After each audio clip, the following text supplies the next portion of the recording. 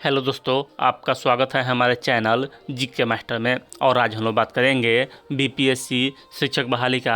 आज से ज्वाइनिंग शुरू हो गया है, लेकिन अभ्यर्थियों को क्या क्या सावधानी बरतनी चाहिए ताकि आगे कोई परेशानी नहीं हो। और डॉक्यूमेंट आपका सही होना चाहिए। अगर सही नहीं है तो बीपीएससी के द्वारा फिर से अपलोड करने का ऑप्शन दिया गया है। जो सफल अभ्यर्थी हैं वहीं सिर्फ अपलोड कर सकते हैं। अगर किसी प्रकार का अपठित या अगर स्वच्छ डॉक्यूमेंट अपलोड नहीं किए हैं, त्रुटिपूर्ण डॉक्यूमेंट अपलोड किए हैं, तो आप उसे फिर से अपलोड कर दें बीपीएससी पर, तब लेकर जाइएगा ज्वाइनिंग के समय। और आपका जो ओरिजिनल होना चाहिए और बीपीएससी पर अपलोड किए हैं वह मैच होना चाहिए। यह सब होगा तब आपको परेशानी नहीं होगा। चलिए यह अपडेट देख लेते हैं। इससे पहले अगर चैनल पर नए हैं तो प्लीज़ चैनल को सब्सक्राइब कीजिएगा, शेयर कीजिएगा और लाइक कीजिएगा। पल पल की अपडेट आपको उपलब्ध कराया जा रहा है और उपलब्ध कराया जाता रहेगा। बीपीएससी शिक्षक नियुक्ति परीक्षा में पास अभ्यर्थियों की आज से शुरू होगी ज्वाइनिंग। अफसर को मिली सॉफ्टवेयर की ट्रेनिंग। डाटा का मिलान होने के बाद ही अभ्यर्थियों का खुलेगा ब्यौरा। ज्वाइनिंग आज से।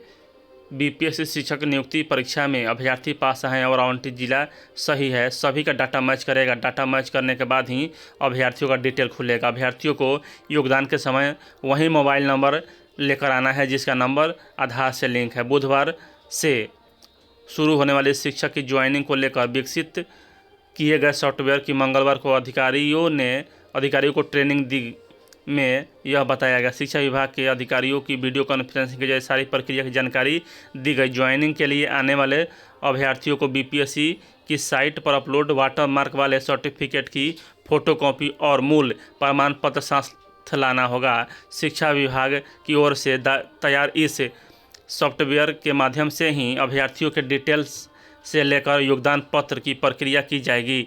जिला को उपलब्ध कराया गए यूजर आईडी व पासवर्ड। सॉफ्टवेयर खोलने के लिए सभी जिलों को यूजर आईडी व पासवर्ड उपलब्ध करा दिए गए हैं। पहला पन्ना खुलते ही अभ्यर्थी का 12 नंबर का रजिस्ट्रेशन नंबर और रोल नंबर डालना है। अगर अभ्यर्थी पास है और वहीं जिला आवंटित है तभी वह मैच करेगा। अगर अभ्यर्थी का डिटेल खुलेगा और डिटेल में अभ्यर्थी का फोटो, हस्ताक्षर, अन्य जानकारी दी जाएगी। राज्य स्तरीय अधिकारियों ने ट्रेनिंग में बताया कि ऐसा देखा गया है कि केंद्र पर अभ्यर्थियों ने बायोमेट्रिक के समय अलग अलग अंगुली का प्रयोग किया था। ऐसे में आयोग की ओर से भेजे गए बायोमेट्रिक में जब योगदान के समय अभ्यर्थी का मिलान किया जाएगा तो वह मिसमैच हो जाएगा। अधिकारियों को निर्देश दिया गया है कि बायोमेट्रिक के समय अभ्यर्थियों से पूछा जाए कि उन्होंने केंद्र पर किस अंगुली का प्रयोग किया था। यह मैच होने के बाद ही वेरीफाइड लिखवाएगा और सभी अप्रूवल होगा। यानी आपको यह याद रखना होगा कि जब आप परीक्षा दिए होंगे तो आप किस अंगूठा का प्रयोग किए थे, यानी कि अंगुली का, यानी कि मिडिल, यानी कि सब आपको याद रहना चाहिए।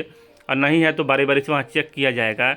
आधार लिंक वाला मोबाइल साथ लेकर आएँ, अपना चेक कर लें। ओटीपी आता है, कोई भी न्यू आधार कार्ड डाउनलोड करना होता है तो वह होना चाहिए, क्योंकि वहाँ हो सकता है कि आपका वेरीफाई करे और आधार कार्ड डाउनलोड हो जाए। आधार वाला लिंक। डीईओ अजय कुमार सिंह ने बताया कि आधार लिंक नंबर वाला ही होना चाहिए और अभ्यर्थियों को यह ओटीपी को डालने की पर ही वह सेक्शन खुलेगा।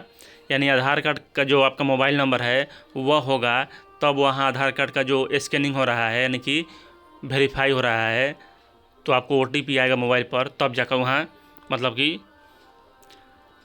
आपका डॉक्यूमेंट वेरिफिकेशन होगा। विभाग ने की शेड्यूल की बाध्यता खत्म।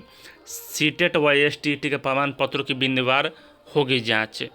देखिए यहाँ बीपीएससी विद्यालय अध्यापक नियुक्ति परीक्षा के वैसे अभ्यर्थी जो सीटेट के पेपर 2 में पास हैं और बीपीएससी के पेपर 1 की परीक्षा दे दी है, पास भी कर लिए, इस आधार पर शामिल होने वाले इस अभ्यर्थी नियुक्ति से बाहर हो जाएंगे।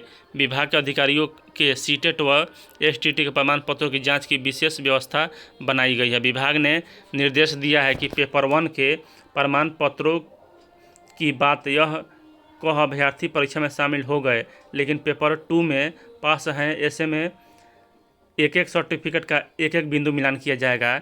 और यहाँ देख लीजिए, एसटीईटी 2019 वाले अभ्यर्थी को ही इसका मास्टर डिग्री 2019 का ही होना चाहिए।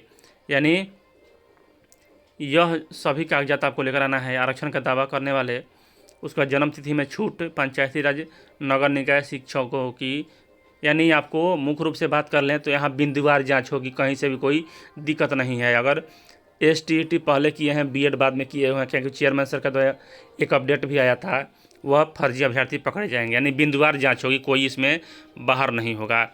मतलब कि जो फर्जी होंगे वह बाहर होंगे, जो सही होंगे वह सही हैं, कभी भी चाहे कहीं भी आपका ज्वाइनिंग हो। चलिए इस वीडियो में इतना ही, मिलते हैं ऐसे ही ऑन अपडेट जानने के लिए GK मास्टर चैनल को सब्सक्राइब कीजिएगा।